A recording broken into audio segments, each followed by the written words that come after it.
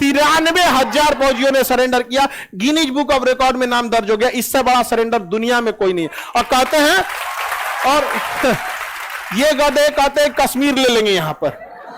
अरे हमारे यहां कोई ट्रेन पे चढ़ता है ना तो 150 रुपया का हवाई चप्पल नहीं छोड़ता है, उसको पकड़ के सोता है, नींद खुलता है, भाई चप्पल है कि नहीं मेरा। ससुरा तुम हमसे कश्मीर छीन लेगा। हम लोग यहाँ साबुन खत्म हो जाता है तो मोड़ के फिर लगाते हैं लोग, और दीवार पे साट देते हैं, हाथ माजेंगे। हमसे कश्मीर छीनेगा। हमारे यहाँ विद्यार्थियों का पेस्ट खत्म हो जाता है, कांच के निकाल रहा है, काट के बकोट के, उसके बाद पानी भर के। हमसे कश्मीर छीनेगा। अजब हाल है यार यहाँ पे। 93,000 सरेंडर फौजी, सर नीचे टांगे ऊपर। कैसे सरेंडर हुए थे? काश ये नजारा मैं अपनी आंखों से देख पाता। उनके हाथ चूमने चाहिए और इनकी आंखें चूमनी चाहिए जिन्होंने 93,000 ये भगोड़े सालों को सरेंडर करवाया। भाई साहब यार एक हाथ जिंदा भी होगा उनमें से या नहीं होगा? अगर होगा तो कितना शर्माता होगा। माँ की आंख, इतना तो माधुरी भी जो है वो सुहाग रात पे नहीं शर्माई होगी जितना वो सरेंडर वाला शर्माना होगा। बहरहाल दोस्तों, खान सर की एक वीडियो आई है, उस पर रिएक्शन करते हैं, वीडियो सुनते हैं। 93,000 फौजी कैसे 120 फौजियों के आगे सरेंडर हुए, और कैसे हिंदुस्तान की जीत और फतेह हुई, और कैसे बेकारिस्तान के पजामे उतर गए। पजामा उतार साले। चलिए दोस्तों, स्टार्ट करते हैं वीडियो। पूरा नाम था उनका, हमारे सेना प्रमुख थे, शॉर्टकट में बोला जाता है मानिक साहब। उनको कहा गया हमला कीजिए, वो कहीं 1971 अप्रैल 1971 कहीं हमला कीजिए, कहा ना करेंगे हम। क्या बोल रहे हैं? अप्रैल का महीना है, हमला करते करते 2 महीना बीत जाएगा, मई जून आ जाएगा बाढ़, और यहाँ डूब जाएगा एरिया। इधर से लाएगी ब्रह्मपुत्र नदी बाढ़, इधर से गंगा लेके चलेंगे, पूरा बांग्लादेश डूब जाएगा, नहीं हो पाएगा। आप ये बरसात बीतने दीजिए। तो कहें कि तब सितंबर अक्टूबर, कहां सितंबर अक्टूबर में पनिया बरसना कम होता है, पनिया कहां निकला होता है? ठंडी आने दीजिए, पनिया सूख जाने दीजिए। इंदिरा गांधी कहे जल्दी करो भैया, मार करना है यहाँ पे। इधर मुक्ति वाहिनी को हम लोग क्या किए, पूरा मनोबल बढ़ाए, और पाकिस्तान की सेना यहां अत्याचार पे अत्याचार कर रही थी। यहां के लोग एकदम त्रस्त हो गए थे कि हमको कुछ भी हो जाए, ना जिएंगे मंजूर है, लेकिन कभी भी पाकिस्तानियों को साथ नहीं रहेंगे। यहां पर इतना बुरा हाल किया था सभी सब पाकिस्तान वाला यहां जाके। अब भारतीय सेना दिसंबर आया और तैयार हुई मारने के लिए। कहा कि आप तो हम लोग को क्या करना है, धोना है। चारों ओर से आर्मी क्या कर ली, घेर ली। चारों ओर से आर्मी घेर ली, और नेवी नीचे से चारों ओर से घेर लिया, और ऊपर से चलाई एयरफोर्स, ऊपर से आ गई एयरफोर्स। अभी हम लोग हमला नहीं किए थे, हम लोग हमला नहीं किए थे, बट हम लोग पूरी तरह से घेराबंदी कर दिए। पाकिस्तानी नौ से, देखिए हवाई जहाज से तो जा ही नहीं सकते थे, क्योंकि हम लोगों ने रोक लगा दिया था कि भाई माहौल खराब है, हम तुम्हारा जहाज जाने नहीं देंगे। पैदल जाएंगे तो यहीं पे बिरयानी बन जाएगा इन लोग का। पैदल जाएंगे लोग पाकिस्तान वाले। यहाँ पे नेवी से जा रहे थे, इनकी नौसेना को हमारी नेवी यहां रोक दी। अब पाकिस्तान को लग गया कि जा, ये बंगाली सब गड़बड़ कर दिया, धोखा दे दिया। अब उस पाकिस्तान ने सोचा कि इससे पहले भारत हमला करे, हम इधर हमला कर देते हैं, और इतना एरिया कब्जा कर लेंगे कि बाय द वे भारत कब्जा भी करे तो ऑन द टेबल हम ये कहेंगे कि हम तुम्हारा लौटाते हैं, तुम हमारा लौटाओ। यहां पर पाकिस्तान इतना खतरनाक चाल चला। अब उसको उसने इंटेलिजेंस मिला, भारत यहां सुरक्षात्मक मूड में था, उसको सूचना मिली कि यहां एक जगह है लोंगेवाला। कौन जगह है? लोंगेवाला। वहां महज 120 फौजी खड़े हैं। कितने फौजी? 120 फौजी। पाकिस्तान ने क्या किया, इन 120 को मारने के लिए उसने, उनको पता चल गया कि इनके बैकअप के लिए एयरफोर्स जो है जोधपुर है। रात में एयरफोर्स उड़ नहीं सकती थी उस समय। उस आज ना जीपीएस आ गया है, चल जाइएगा जीपीएस पे, आज ना उड़ जाए। जॉर्जियो में जीपीएस होता है, अरतिया में कौन चीज का जीपीएस? जब जीपीएस नहीं था तो रात में नहीं उड़ सकते थे लोग यहाँ पे। अब पाकिस्तान यहां से अपना 600 टैंक लेके चला है, और लगभग 5,000 से 6,000 के आसपास में फौज लेके चलाया। अब पूरी फौज लेके इसमें घुस गया, और पहले ही हमला बोल दिया पाकिस्तान। अब जब पहले हमला पाकिस्तान बोला तो जंग तो जायज हो गई।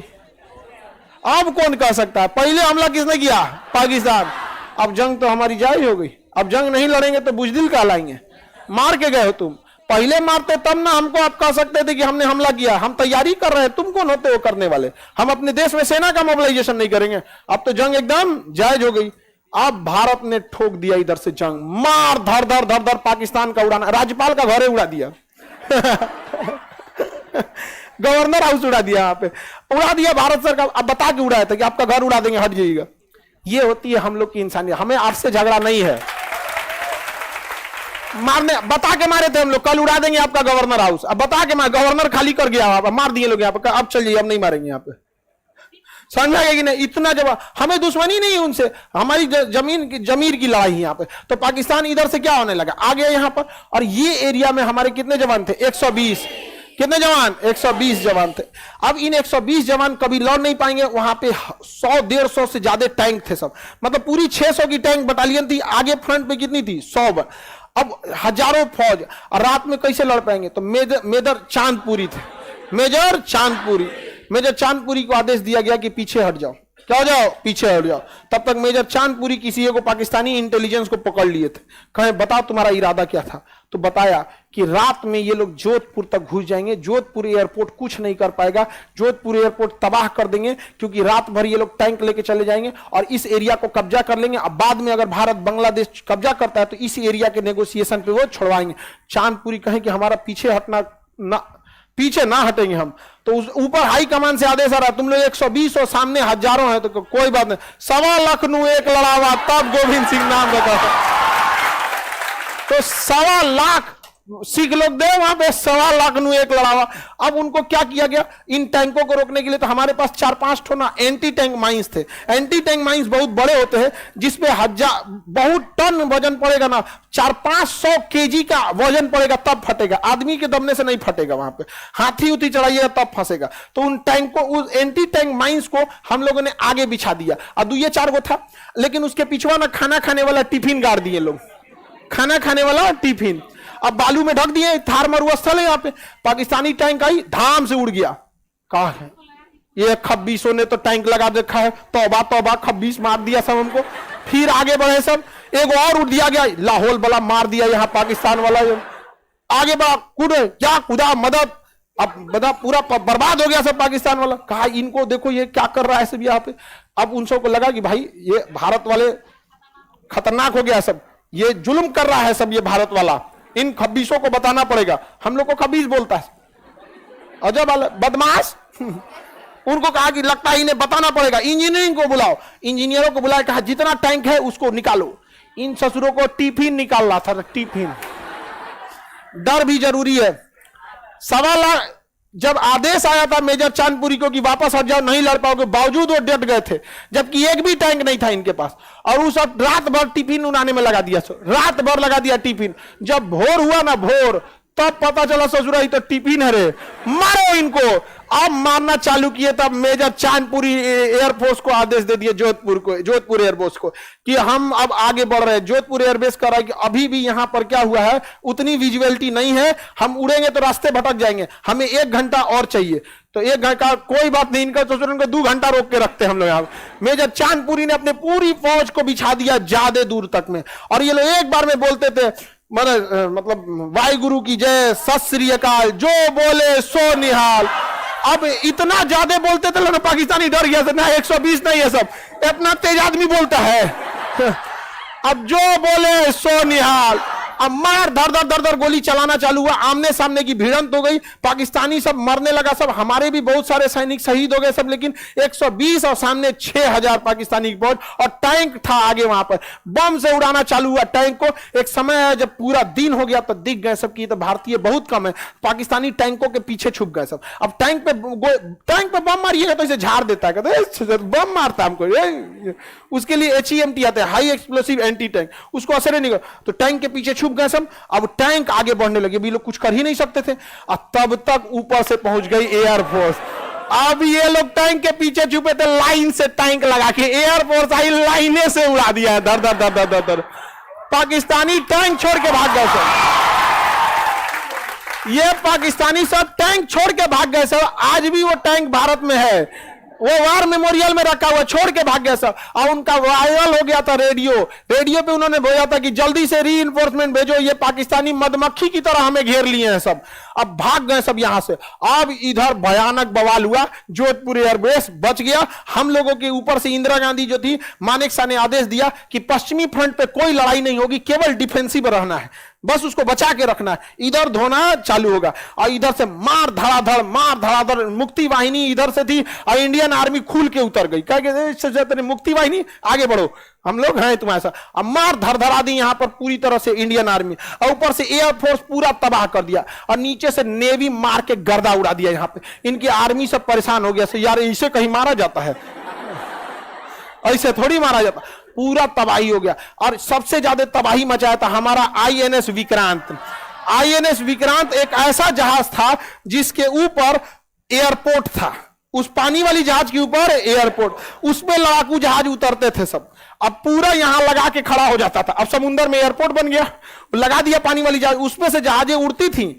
यहां से विक्रांत जो था पानी वाली जहाज, विमान वाहक पोत, इसमें से उतरती थी, बम मार देती थी, यहां से धड़ाधड़ उड़ा दी, काक्स बाजार उड़ा दी, चिटगांव उड़ा दी, ढाका उड़ा दी, नारायणगढ़ उजाड़ दिया, चारों ओर से उजाड़ दिया हम लोग। इधर आर्मी घुस गई, कौन बचल है रे धाए सुशीला तो नहीं मारे यहां पे चारों ओर से आर्मी। उधर मुक्ति वाहिनी वाला, अरे बाप रे, वो तो एकदम देखा था सब अपना घर उजड़ते हुए, घर के सामने से उन सब की बहन उनको उठा ले गया था सब। अरे उन सब जब कैंप बनाया था सब ना पाकिस्तानी सब, तो उमर पूछता था सब कैंप में, उमर 40 साल साइड रखो, उमर 25 इधर साइड रखो। वो लोग कैटेगरी बनाया सब, अपने देश की महिलाओं को धज्जी उड़ा दिया सब। वहां बांग्लादेश वाले सब ना एकदम खार खाया था, कहा था पाकिस्तानी मिल गए लोग ना। अब पाकिस्तानी जहां देख लेते थे ना, भारतीय सेना का वही मदद करता था। इंडियन आर्मी आबेन इधर बंगाली लोग हिंदी जानता है, ऐसा नहीं कि सब नहीं जानते, सब जानते हैं लोग। कुछ जो नहीं जानते टूटा फूटा जानते हैं, लेकिन जानते हैं। इंडियन आर्मी बताती थी कर्नल का घर है, कर्नल का घर है। अच्छा रुक कर्नल का घर है, ले मामा ठाकुर उड़ा दिया यहां पे पूरा।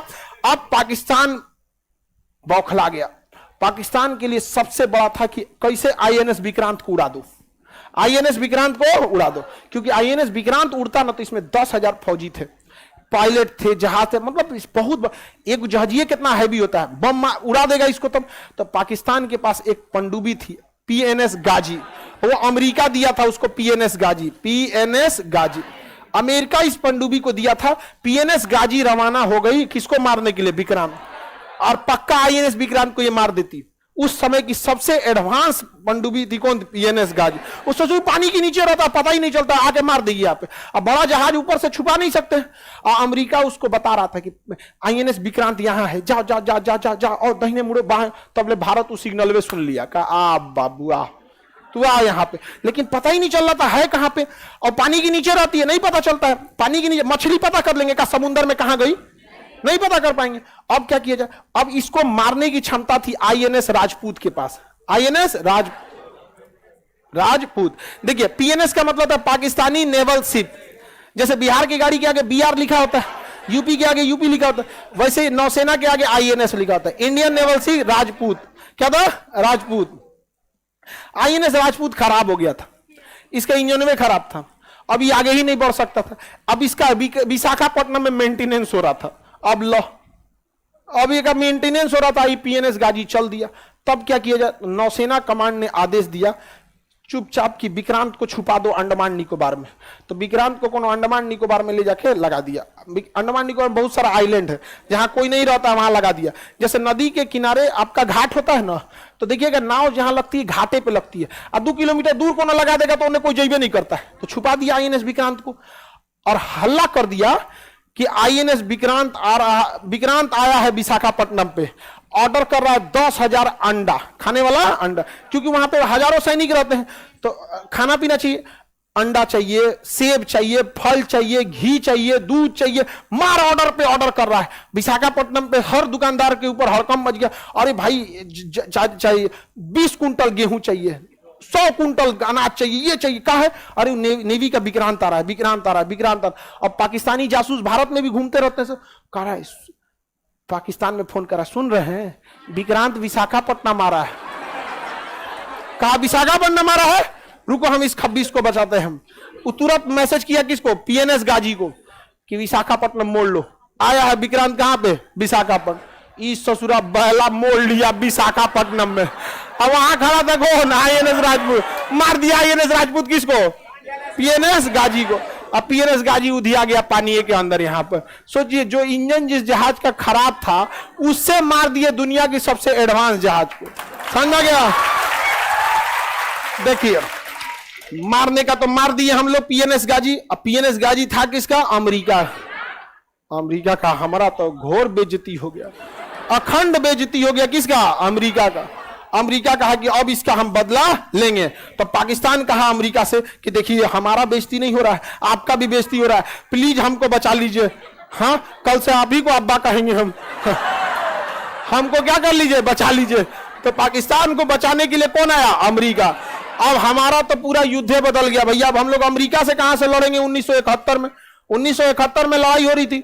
अब हम लोग अमेरिका से कहां लड़ेंगे, इतना एडवांस देश है। आजो कितना उसके, अब उस ससुरा अपना पानी वाला बेड़ा भेज दिया पनडुब्बी। उसके पास जो विमान बागपत था ना, हमारे विक्रांत से 4 गुना बड़ा था, और इसमें लगा हुआ था परमाणु बम। और इसके साथ लगभग 30-40 पानी वाली जहाज चलती थी। साथ में पनडुब्बी थी, डिस्ट्रॉयर थी, फ्रिगेट थी, राशन वाला था, फ्यूल वाला था, पूरा ग्रुप था इस जहाजों का। और इसका नाम था 7वां बेड़ा। क्या नाम था, 7वां बेड़ा। किसने भेज दिया, इस ससुरा अकेले नहीं आता है, 30-40 को लेके चलता है, पूरा फ्लीट चलता है यहाँ पे। एगो पे खाली मिसाइलें लदल, एगो पे कुछ लदल, पूरा का पूरा जिस जगह पे जाते हैं तबाह कर देते हैं। 7वां बेड़ा इराक को उड़ा दिया, अकेले तबाह कर दिया। एक देश के लिए एक बेड़ा काफी है इसके पास। हम लोग के पास विक्रांत। अब तो हम लोग इंदिरा गांधी माथा पीट ली, इस ससुरा ई कहां से चला है। तब इंदिरा गांधी रूस को फोन की कि देखिए रूस, याद कीजिए श्रीलंका में आपकी मदद किसने किया था, भारत। तो रूस ने कहा कि ये सब छोड़िए ना, जरूरत क्या है बताइए। कहा ऐसा है ना, अमेरिका 7वां बेड़ा लेके चल दिया, 7वां बेड़ा लेके जा। इन्होंने फिर अपने जहाजों के पूरे बैटल ग्रुप को भेज दिया यहां पे। कहा कि चलो, इसका नाम था 40वां बेड़ा। अब इधर से चल दिया कौन, 40वां बेड़ा। अब बताइए पास में कौन है, रूस। पहुंच गया पहले 40वां बेड़ा, हिंद महासागर को ब्लॉक कर दिया। और जब ये पहुंच रहे हैं 7वां बेड़ा लेके, रूस कहा कि इधर जाना है, मतलब हमसे पहले फरियाइए। रूस अपने ऑटोमेटिक मिसाइलों को ऑन करके छोड़ दिया, आप उसके रेंज में आइएगा, मार देगा आपको अपने से। और उस समय रूस बहुत शक्तिशाली था, अमेरिका को भागना पड़ा। अमेरिका ब्रिटेन को भी लेके आया था, अब फ्रांस सबको लेके आया था यहाँ पे। ब्रिटेन कर रहा, we are to late, TOO2, ये निगेटिव सेंस में लिया जाता है इसको। वी आर टू लेट, हम लोग बहुत देर हो गए हैं। अब पाकिस्तान कहा कि अब हमारा क्या होगा, तो वही होगा जो मंजूर खुदा होगा। नहीं जाने, अब तो पीएनएस गाजी डूब गया, 7वां बेड़ा लौट गया, पाकिस्तान का मनोबल मर चुका था। अब भारतीय सेना पूरी तरह से तबाह कर दी किसको, बांग्लादेश को। पूरी तरह से तबाह किसको कर दी, बांग्लादेश को। और बांग्लादेश के 93,000 फौजियों ने सरेंडर किया कि हम नहीं लड़ पाएंगे। 93,000 फौजी, जरा सोचिए, इन गधों को सोचिए, हमारे यहां 120 फौजियों ने सरेंडर नहीं किया, उसी लड़ाई में ससुरा 93,000 फौजियों ने सरेंडर किया। गिनीज बुक ऑफ रिकॉर्ड में नाम दर्ज हो गया, इससे बड़ा सरेंडर दुनिया में कोई नहीं। और कहते हैं, और ये गधे कहते हैं कश्मीर ले लेंगे यहां पर। अरे हमारे यहां कोई ट्रेन पे चढ़ता है ना तो 150 रुपया का हवाई चप्पल नहीं छोड़ता है, उसको पकड़ के सोता है, नींद खुलता है चप्पल है कि नहीं मेरा। ससुरा तुम हमसे कश्मीर छीन लेगा। हम लोग के यहां साबुन खत्म हो जाता है तो मोड़ के फिर लगाते हैं लोग, और दीवार पे साट देते हैं, हाथ माजेंगे। हमसे कश्मीर छीनेगा। हमारे यहां विद्यार्थियों का पेस्ट खत्म हो जाता है, कांच के निकाल रहा है, काट के बकोट के, उसके बाद पानी भर के। हमसे कश्मीर छीनेगा, अजब हाल है यार, यहाँ पे कश्मीर छीनेंगे लोग हमसे। समझ गया कि नहीं आएगा। अब नेक्स्ट क्लास कल करेंगे, आज के लिए इतना। भाई मैं तो हंस हंस के पागल हो गया। बोला हमारे यहाँ लोग चप्पल पकड़ के सोते हैं, चप्पल नहीं छोड़ते, तो कश्मीर छीनेगा। भाई सही बोल रहा है। भाई तुम हिंदुस्तान के एक बंदे की लुंगी नहीं छीन सकते हो तो कश्मीर भाई इस वीडियो को खान सर अगर 20 बार भी बनाए ना तब भी मजा आएगा। ये खान सर की सेकंड वीडियो है जो 93,000 सरेंडर फौजियों पे बना रहे हैं। बहरहाल दोस्तों, इस वीडियो को मैं 2 बार फिर से इतनी लंबी देख चुका हूँ, पहले भी देख चुका हूँ। काफी ज्यादा मजा आता है भाई इस स्टोरी और इसको सुनकर ना, दिल खुश भी हो जाता है, हंसी भी आती है। लेकिन एक बात मानने की है कि वहां पर 120 जवानों ने सरेंडर नहीं किया, यहाँ पे 93,000 बगैरतों ने सरेंडर कर दिया। हुरों के पास नहीं जाना था इनको भाई, इनका खड़ा नहीं होता था। तो लव यू ऑल दोस्तों, मिलते हैं अगली वीडियो में। Bye bye.